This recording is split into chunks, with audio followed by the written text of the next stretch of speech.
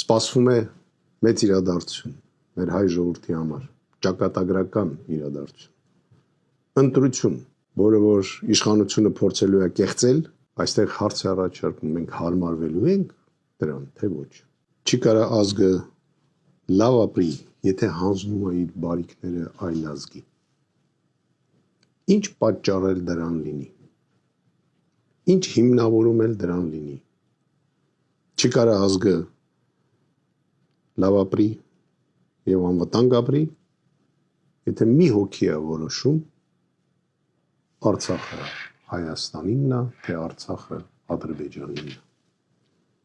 ու գնում թղթերը ստորագրում։ Չի կարա նման մարդ իշխանության լինի։ Հետևեք այս ընտրություններին շատ ուշադիր։ Մենակ ոչ մեկ ոչինչ չի կարա անի։ Հետևեք և պայքարեք։ Մենք պետք է ցույց տանք աշխարհին, որ մենք ազգ ենք,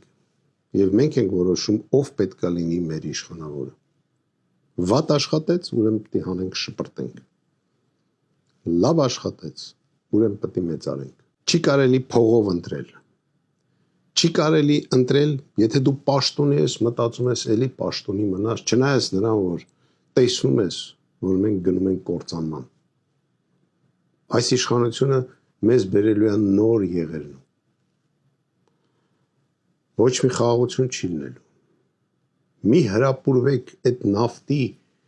այդ փոքրիկ այդ լիտրներով, որ մեզ ինչ-որ ուղարկում են, ասում են էժան է, էս այն։ Իմացեք, մեր ձեռից տարել են մեր ընդերքը, տանում են մեր ջուրը, ջուր չենք ունենալու։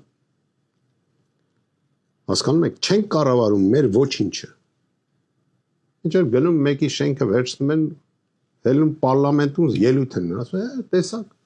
էսի, սրա շենքը բերինք հետ բերում։ Այ գնացեք տված, հողերը հետ բերեք, եկեք հպարտացեք։